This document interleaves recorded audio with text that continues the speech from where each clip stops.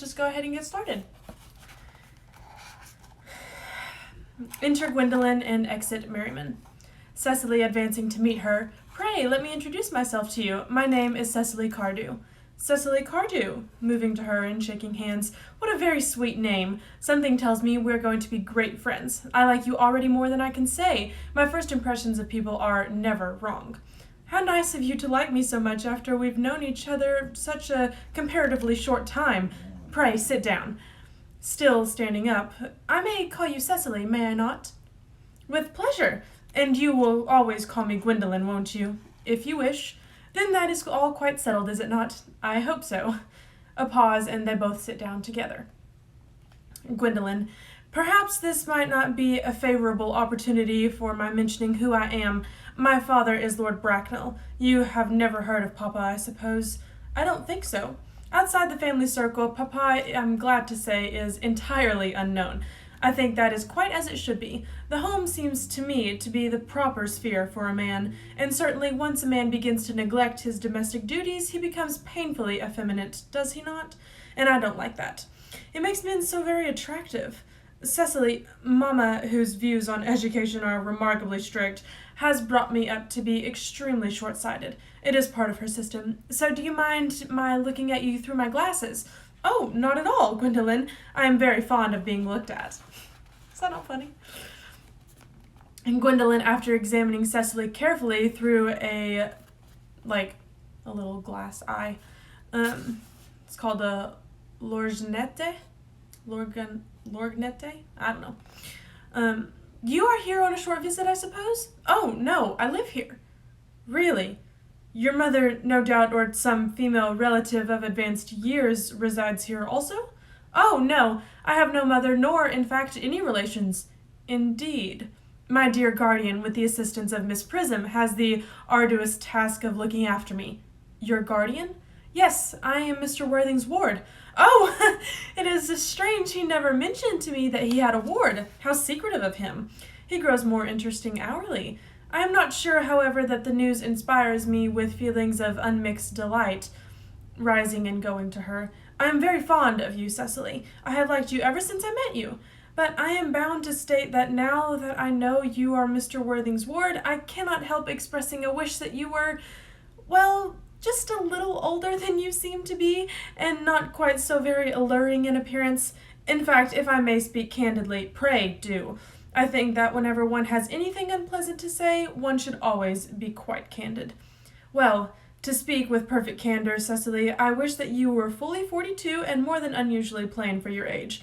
Ernest has a strong, upright nature. He's the very soul of truth and honor. Disloyalty would be as impossible to him as deception, but even men of the noblest possible moral character are extremely susceptible to the influence of the physical charm of others. Modern, no less than ancient history, supplies us with many most painful examples of what I refer to. If it were not so, indeed, history would be quite unreadable. That's funny. I beg your pardon, Gwendolyn. Did you say Ernest? Ooh. Yes. Oh, but it is not Mr. Ernest Worthing who is my guardian. It is his brother, his elder brother. Gwendolyn sitting down again. Ernest never mentioned to me that he had a brother. I am sorry to say they have not been on good terms for a long time. Ah, that accounts for it. And now that I think of it, I have never heard any man mention his brother. The subject seems distasteful to most men. Cecily, you have lifted a load from my mind. I was growing almost anxious. It would have been terrible if any cloud had come across a friendship like ours, would it not? Of course, you are quite sure that it is not Mr. Ernest Worthing who is your guardian. Quite sure. In fact, I am going to be his. I beg your pardon? Dearest Gwendolyn, there is no reason why I should make a secret of it to you. Our little country newspaper is sure to chronicle the fact next week. Mr. Ernest Worthing and I are engaged to be married. Rising. My darling Cecily, I think there must be a slight error. Mr. Worthing is engaged to me. The announcement will appear in the Morning Post on Saturday at the latest. Rising also. I am afraid you must be under some misconception. Ernest proposed to me exactly 10 minutes ago, shows the diary. Gwendolyn examines the diary through her glass very carefully. It is certainly very curious, for he asked me to be his wife yesterday afternoon at 5:30. If you would care to verify the incident, pray do so. Produces her own diary. I never travel without my diary. One should always have something sensational to read on the train. I am so sorry, dear Cecily, if it is any disappointment to you, but I am afraid to have the prior claim. It would distress me more than I can tell you, dear Gwendolen, if it caused you any mental or physical anguish, but I feel bound to point out that since Ernest proposed to you, he clearly has changed his mind. If the poor fellow had been entrapped into any foolish promise, I shall consider it my duty to rescue him at once with a firm hand. Whatever unfortunate entanglement my dear boy may have gotten into, I will never reproach him with it after we are married. Do you allude to me, Miss Cardew, as an entanglement? You are presumptuous. On an occasion of this kind, it becomes more than a moral duty to speak one's mind. It becomes a pleasure. Do you suggest, Miss Fairfax, that I entrapped Ernest into an engagement? How dare you? This is no time for wearing the shallow mask of manners. When I see a spade, I call it a spade. I am glad to say that I have never seen a spade. It is obvious that our social spheres have been widely different.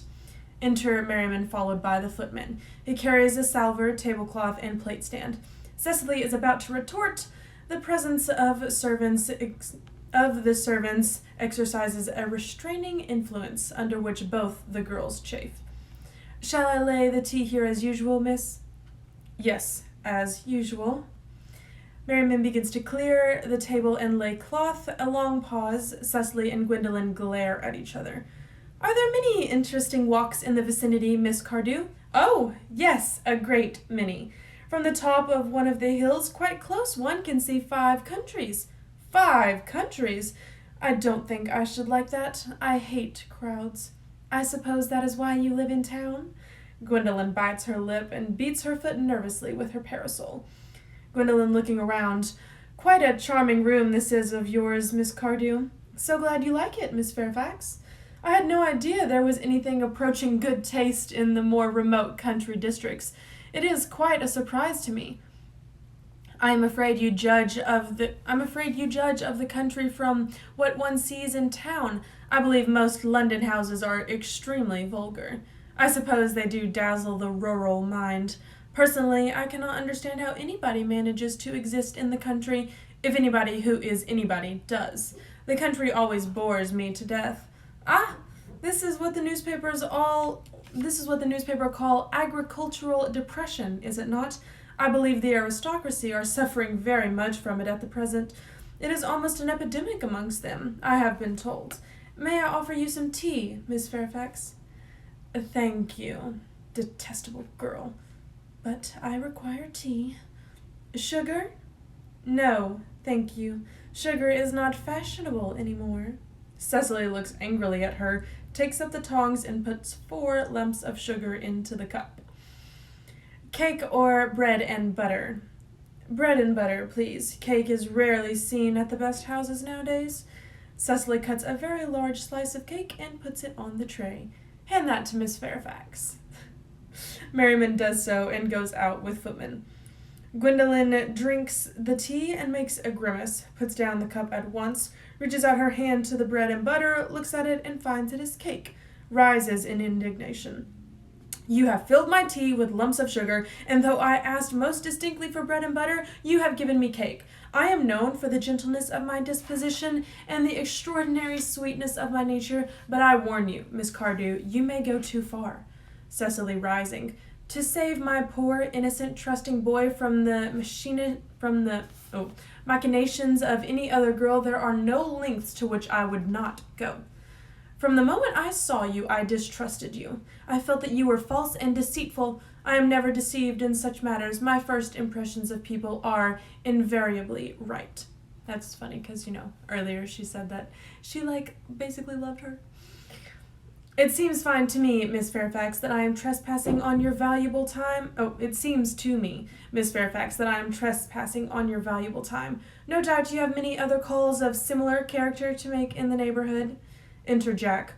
Gwendolen, catching sight of him. Ernest! My own Ernest! Gwendolen, darling, offers to kiss her. Gwendolen, drawing back. A moment. May I ask if you are engaged to be married to this young lady? And points to Cecily.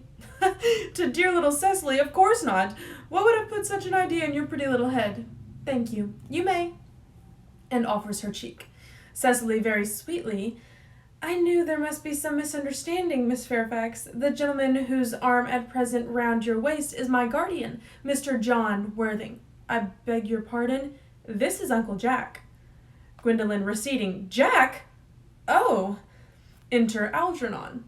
Here is Ernest. Algernon goes over to Cecily without noticing anyone else. My love, and offers to kiss her. Cecily, drawing back. A moment, Ernest.